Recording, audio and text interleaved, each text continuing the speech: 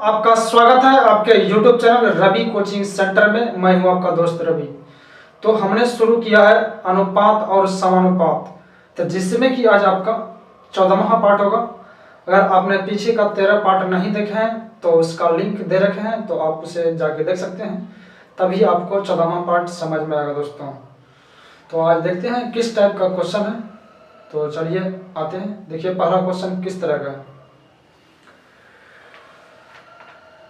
तो पहला क्वेश्चन है एक्स वाई तथा जेड की आय में 3 अनुपात 4 अनुपात 8 का अनुपात है तथा उनके खर्च में 5 अनुपात 4 अनुपात 6 का अनुपात है।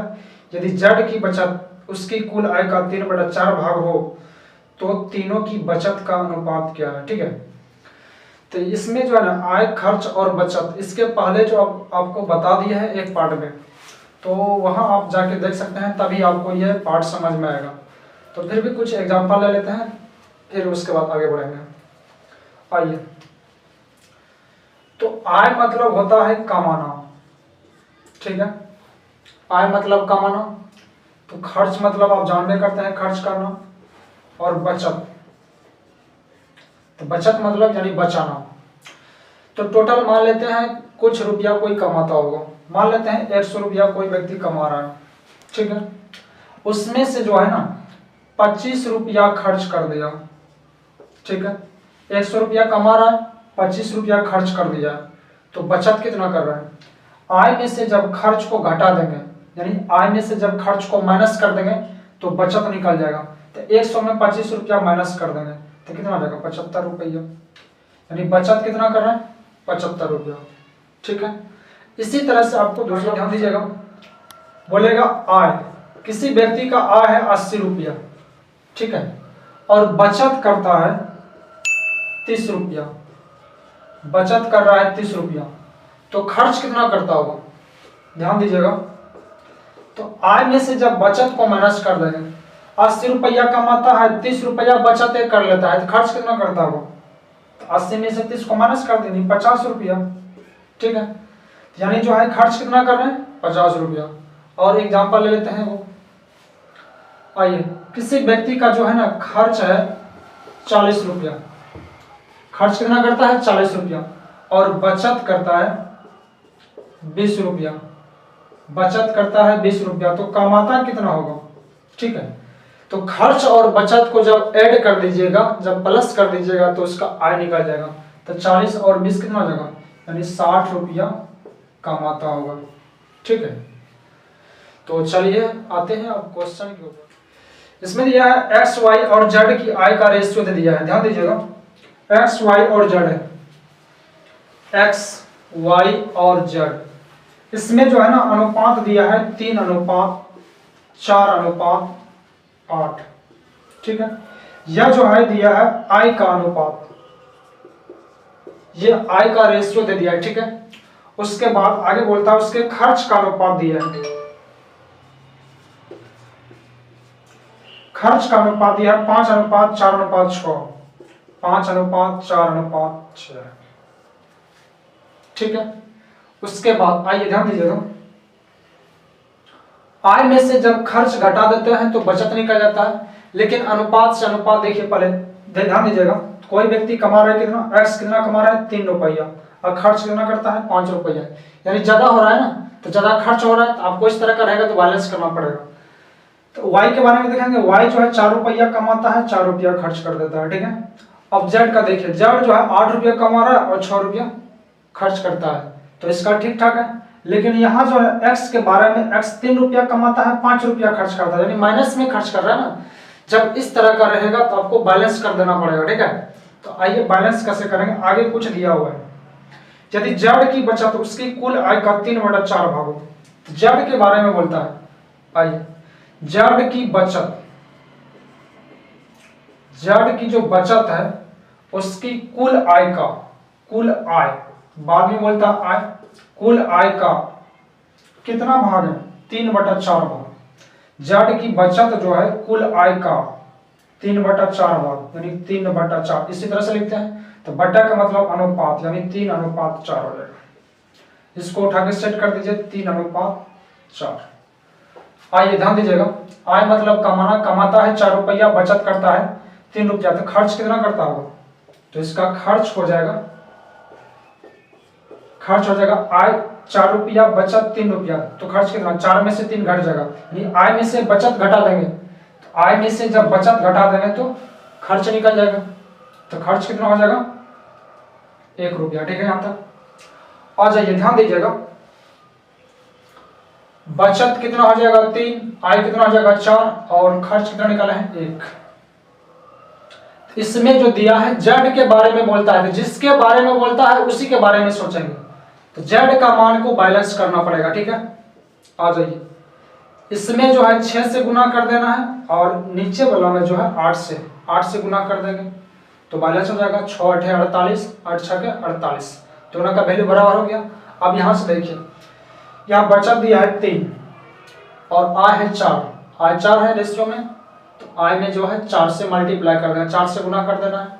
उसके बाद खर्च कितना निकाले हैं 1 निकाले हैं, तो खर्च में 1 से गुना करेंगे, हो गया। उसके बाद आइए ध्यान दीजिएगा, तो 6 चौके 24, 24 दिया 72, 24 चौके 96 और 6 चौके 24 8 192, ये हो चुका है। उसके बाद तो 8 से गुना कर देंगे, तो 8 5 40, 8 चौके 32 और 6 8 48। अभी जस्ट बताएं आपको, आय में से जब खर्च घटा देंगे, तो बचत निकल जाएगा। आइए ध्यान दीजिएगा, आय में से खर्च को घटा देंगे तो बचत निकल जाएगा, तो बचत का ही रेशियो पूछता है ना। तो 72 रुपया कमाता है और 40 रुपया खर्च कर देता है, तो बचत कितना करता है, तो 72 में से 40 माइनस कितना हो जाएगा 32। उसके बाद 96 रुपया कमाता है और 32 रुपया खर्च कर देता है, तो बचत कितना, तो 96 में से 32 माइनस तो 64 हो जाएगा। उसके बाद 192 रुपया कमाता है, आय मतलब कमाना, और जो है ना खर्च करता है 48 रुपया, तो बचत कितना करता है, तो 192 में से 48 माइनस 144। उसके बाद देखिए कट रहा है, 16 से कट रहा है, तो 16 दूना 32, 16 चौकी 64, 16 नमा 44, तो ये निकल गया है 2:4:9। तो देख लीजिए कौन सा ऑप्शन मिला, 2:4:9, तो ऑप्शन नंबर बी। तो दूसरा ऑप्शन सही है दोस्तों। तो चलते हैं अगला क्वेश्चन के ऊपर। तो आते हैं दोस्तों अगला क्वेश्चन के ऊपर। पी क्यू तथा आर की आय का अनुपात 7:9:12 है, उनके खर्च का अनुपात 8:9:15 है। ठीक है, यदि पी की बचत उसकी कुल आय का 1/4 भाग हो, तो पी क्यू तथा आर की बचत का अनुपात क्या होगा। तो सेम क्वेश्चन उसी तरह का है, तो चलिए आते हैं इसको हल कर लेते हैं। तो आइए ध्यान दीजिएगा, पी क्यू और आर है। ठीक है, आ जाओ, पी क्यू और आर, इसके आय का अनुपात दे दिया है 7:9:12, 7:9:12। ठीक है, उसके बाद आगे बोलता है उसके खर्च का अनुपात, दिया है 8:9:15। तो आगे बोलता है पी की बचत उसकी कुल आय का 1/4 भाग हो, तो पी के बारे में बोलता है, तो पी के बारे में सोचेंगे। आइए, तो पी की जो है बचत, जो है पी की बचत उसकी कुल आय का, पी की बचत उसकी कुल आय बाद में बोलता है तो बाद में लिखा है। पी की बचत शुरू में बोलता है, शुरू में लिखेंगे। पी की बचत उसकी कुल आय का कितना भाग, 1/4 भाग। ठीक है, अब इसको बटा का मतलब होता है अनुपात, 1:4, 1:4 सेट कर दीजिए यहाँ पर 1:4। ठीक है, तो आय मतलब होता है कमाना, कमाता है 4 रुपया, बचत करता है 1 रुपया, तो खर्च कितना करता होगा, खर्च देख लीजिए। तो आय में से जब बचत घटा देंगे तो खर्च निकल जाएगा, आय में से बचत घटा देंगे तो खर्च निकल जाएगा, तो 4 में से 1 घट जाएगा, कितना 3, यानी खर्च कितना करता है 3 रुपया। आ जाइए ध्यान दीजिएगा, तो पी जो है कितना कमाता है, आय मतलब कमाना, 7 रुपया कमा रहा है और 8 रुपया खर्च करता है, यानी माइनस में जा रहा है ना, ज्यादा, यानी ज्यादा खर्च कर रहा है। ठीक है, जब इस तरह का दिया रहेगा तो आपको बैलेंस करना पड़ेगा। तो किसका बैलेंस करना पड़ेगा, वैल्यू पी का। तो पी के बारे में आगे दिया हुआ है, तो पी का वैल्यू बराबर करना पड़ेगा। यहाँ देखिए P के पास 7 है और यहाँ P के पास 8 है, तो इसमें 8 से गुना कर देना है और इसमें जो है P का वैल्यू 7 है, इसमें 7 से मल्टीप्लाई कर देना है, 7 से गुना कर देना है, ठीक है। उसके बाद आय देखिए कितना है, 4 है, तो आय में 4 से गुना कर देना है और जो है खर्च निकाले हैं 3, तो खर्च में 3 से गुना कर देना है, ठीक है। आ जाइए, तो 8 चौके 32, 32 गुना 7 कर दीजिए, तो 32 गुना 7 देख लीजिए, 7 दूना 14, बाकिया 1, 7 या 21 से 22, 224। उसके बाद 32 गुना 9 कर दीजिए, तो 9 दूना 18 का 8, बाकी 1, 9 27, 1 28 और 32 गुना 12 कर देना है, तो 12 दूना 24 के 4, 24 के 4 बाकी 2, 12 36 2, 36 2 38, ठीक है। उसके बाद ये निकल गया है आय का अनुपात।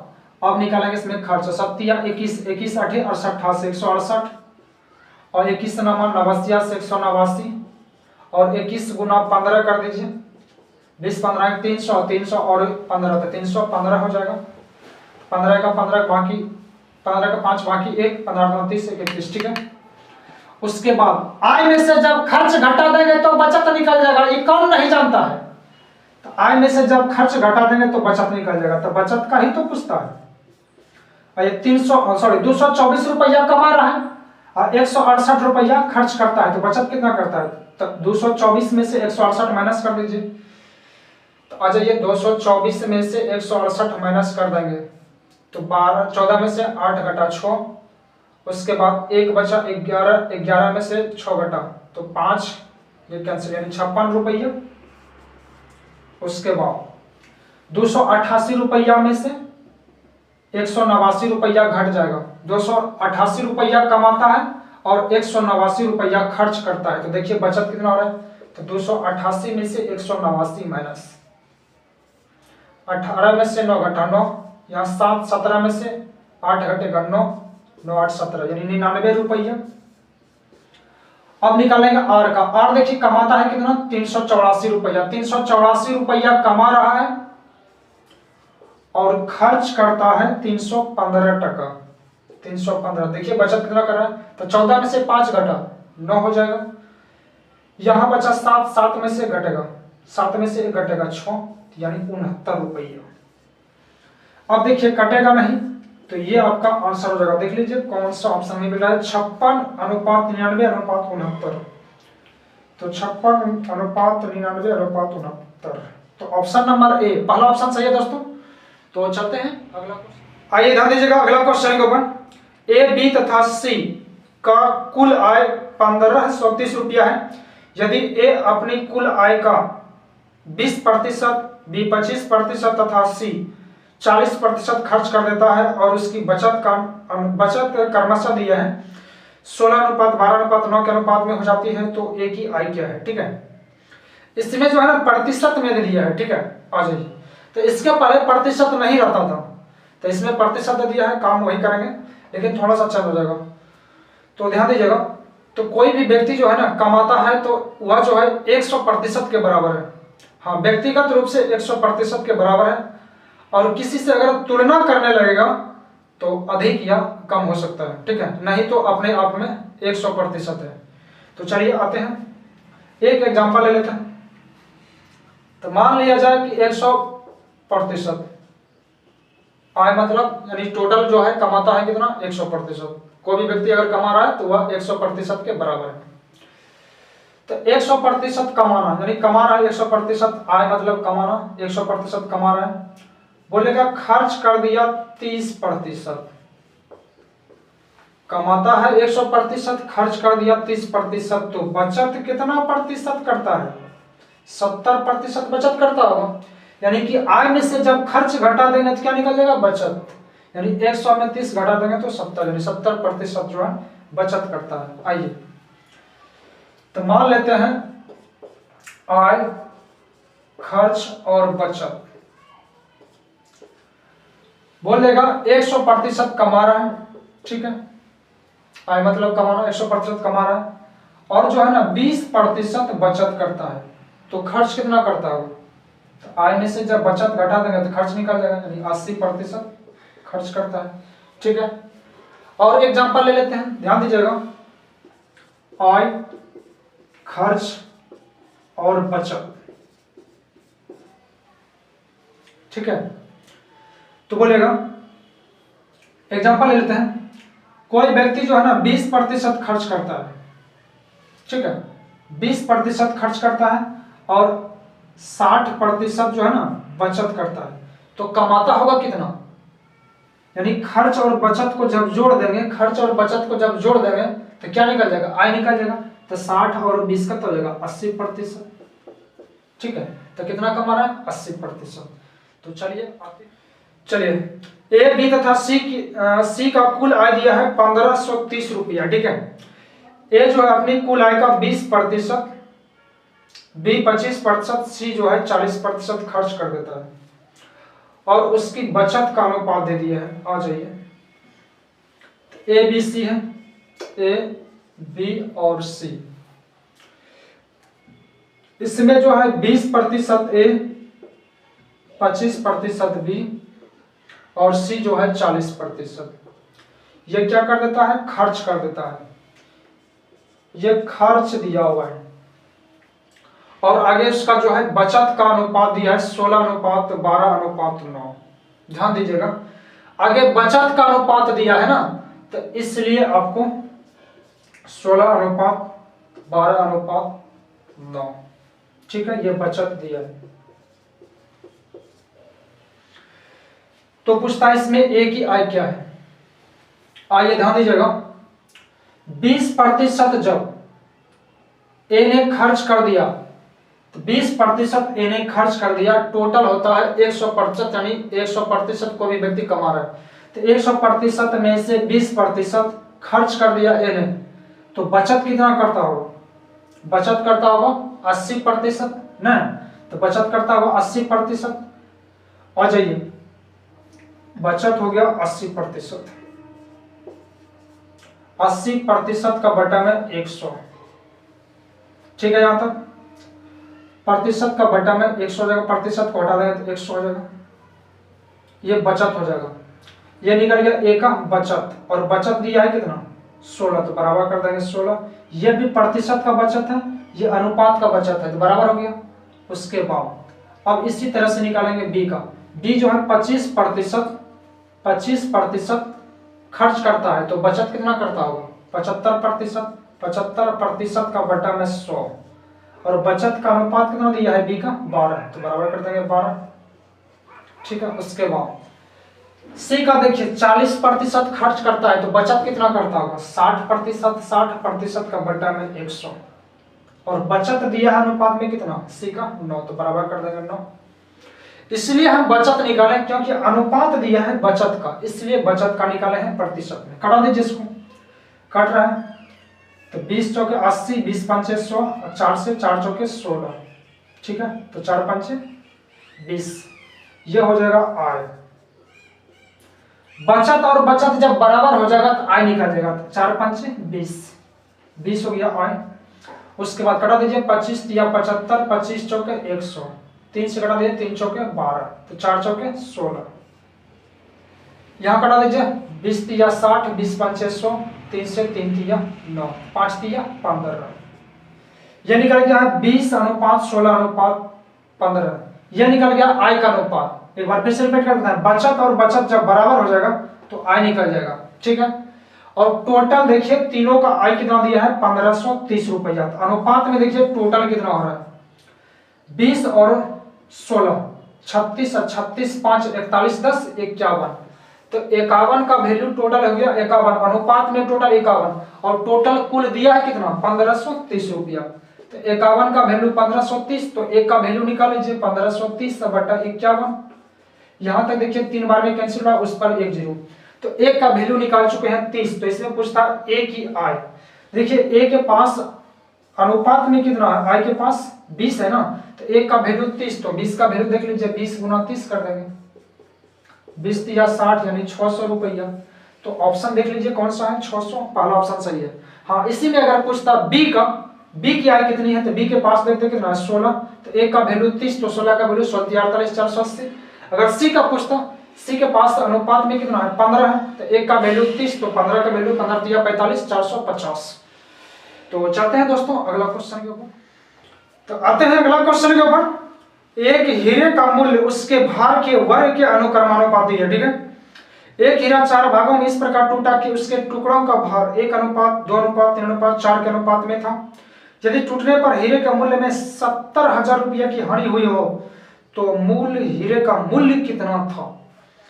तो चलिए आते हैं, अभी हम जस्ट बताएं आपको, टोटल होता है 100%, ठीक है। तो जब हीरा नहीं टूटा था तब कितना था उसका भाव 100% के बराबर, ठीक है। तो आज ये बोलता है मूल हीरे का मूल्य कितना था, तो मूल हीरे का मूल्य कितना मतलब टोटल 100% है। तो आज ये तो एक हीरा 4 भागों में टूटता है, तो पहला भाग ए मान लेंगे, दूसरा को बी मान लेंगे, तीसरा को सी, चौथा को डी। आइए ए बी सी और डी। तो यहां इसका रेशियो दे दिया अनुपात 1:2:3:4, ठीक है। यहां तक करने के बाद एक हीरे का मूल्य उसके भार के वर्ग के अनुक्रमानुपाती, वर्ग तो वर्ग मतलब क्या हो जाएगा स्क्वायर, तो स्क्वायर कर दीजिए। देख लीजिए, एक का स्क्वायर करेंगे तो एक ही हो जाएगा, 2 का स्क्वायर 4 और 3 का स्क्वायर 9 हो जाएगा, 4 का स्क्वायर 16। अब देख लीजिए टोटल कितना हो रहा है 16 16 9 25 16 9 25 25 4 29 31 30 हो गया, ठीक है।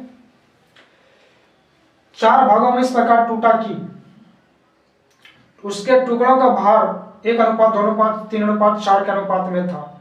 टूटने पर हीरे के मूल्य में 70,000 रुपया की हानि होता है, ठीक है। तो टूटने पर जो है ये टूट चुका है, टूटने के बाद 70,000 रुपया की हानि होता है। अब इसको प्रतिशत में कन्वर्ट कर देना है, ठीक है। ये जो है 30% जो है ना टूट गया, यानी 30% हानि हो चुका है। तो 30% हानि कितना बोलते हैं 70, तो 20% बोलेगा हानि तो 80, 10% हानि बोलेगा तो 100 में 10 माइनस यानी 90%, यानी 30% हानि हो चुका है। तो बचा कितना 70%, प्रतिशत में 70, ठीक है। लेकिन रुपया में कितना 70,000, ठीक है। तो 70% का वैल्यू कितना हो जाएगा 70,000। तो एक का वैल्यू निकाल लीजिए, तो 70,000 बटा 70%, ठीक है। तो बोलता है मूल हीरे का मूल्य कितना था, तो मूल हीरे का मूल्य मतलब क्या 100% पर निकालना है। तो टोटल होता है 100%, 100% पर निकाल दीजिएगा। तो 70,000 बटा 70% गुना 100%, ठीक है। तो प्रतिशत से प्रतिशत कैंसिल होगा, 1 0 यहाँ से कैंसिल हो रहा है, 7 से कटा दीजिए, ये 1000 हो जाएगा, 1000 बार में कैंसिल, 1000 गुना 100, तो ये हो जाएगा आपका 1 2 3 4 5, 5 0 हो जाएगा, 1 2 3 4 5, ये 5 0 हो जाएगा। तो देख लीजिए कौन सा ऑप्शन में मिल रहा है, 1 पर 5 0, ऑप्शन नंबर ए। तो पहला ऑप्शन सही है दोस्तों। तो चलते हैं अगला क्वेश्चन के ऊपर, आते हैं अगला क्वेश्चन के ऊपर। एक चतुर्भुज के कोण 6:3:4:5 के अनुपात में है। तो त्रिभुज, एक त्रिभुज का सबसे छोटा कोण चतुर्भुज के सबसे बड़े कोण का 1/4 है, ठीक है। त्रिभुज का सबसे बड़ा कोण चतुर्भुज के दूसरे बड़े कोण से 10 डिग्री अधिक है। त्रिभुज का दूसरा बड़ा कोण कितना है, तो ठीक है। त्रिभुज के तीनों अंतः कोण का मान होता है, अंतः कोण का योग 180 डिग्री, और चतुर्भुज के चारों अंतर कोण का योग, अंदर वाला कोण का योग तो 360 डिग्री, ठीक है। यहां तक क्लियर है। तो आ जाइए, चतुर्भुज के कोण का रेशियो दे दिया, अनुपात दे दिया। तो चलिए पहला कोण को ए मान लेंगे, दूसरा को बी मान लेंगे, तीसरा को सी और चौथा को डी। इसका रेशियो दे दिया है 6:3:4:5। ये चतुर्भुज का दिया है, तो चतुर्भुज के चारों अंदर वाला कोण का योग कितना हो जाएगा 360 डिग्री, ठीक है। आ जाइए, तो 360 डिग्री, तो अनुपात में टोटल कितना हो रहा है 6 6 3 9 9 4 13 13 5 18। तो 18 का वैल्यू कितना हो जाएगा 360। तो एक का वैल्यू निकाल लीजिए 360 बटा 18, तो कितना हो जाएगा 20। तो एक का वैल्यू निकाल चुके हैं 20। आप इसमें किसी का भी निकाल सकते हैं। तो एक का वैल्यू 20, तो 6 का वैल्यू तो 20 छके 20 7 120 हो जाएगा। उसके बाद जो देखेगा, देखते हैं क्या पूछता है। तो आगे बोलता है एक त्रिभुज का सबसे छोटा कोण, एक त्रिभुज का सबसे छोटा कोण जो है तो चतुर्भुज के सबसे बड़े कोण का 1/4, तो चतुर्भुज का सबसे बड़ा यही हो जाएगा ना, अनुपात में ज्यादा है 6 है, तो सबसे बड़ा यही हो जाएगा। तो त्रिभुज का सबसे छोटा कोण जो है चतुर्भुज के सबसे बड़े कोण का 1/4, तो ये जो निकल गया है 120 निकल गया है चतुर्भुज का सबसे बड़ा कोण 120 डिग्री। तो चतुर्भुज का सबसे बड़ा कोण, सबसे बड़ा कोण लिख देते हैं। तो बोलता है त्रिभुज का सबसे छोटा कोण चतुर्भुज के सबसे बड़े कोण का 1/4, चतुर्भुज का सबसे बड़ा कोण यही है ना, इसका 1/4, तो इसका 1/4 कर दीजिए। तो 120 का 1/4 मतलब 1/4, यह जगह 30, यह जो निकल गया किसका, त्रिभुज का सबसे छोटा कोण, यह निकल चुका है त्रिभुज का सबसे छोटा कोण। सबसे छोटा कोण लिख देते हैं।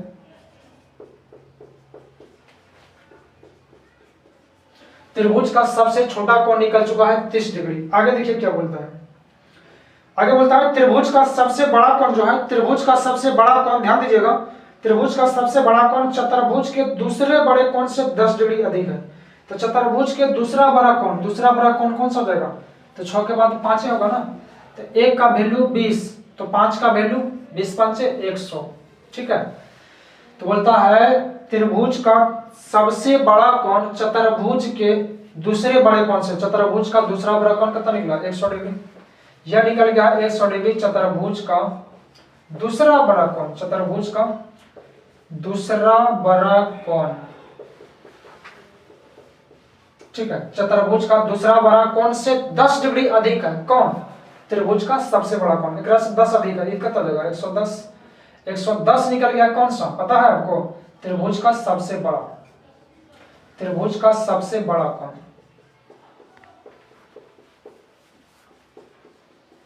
एक बार रिपीट कर देते हैं, त्रिभुज का सबसे बड़ा कोण जो है, त्रिभुज का सबसे बड़ा कोण जो है चतुर्भुज के दूसरे बड़े कोण से, चतुर्भुज के दूसरे बड़े कोण से 10 डिग्री अधिक है, इससे 10 अधिक है, कितना हो जाएगा 110।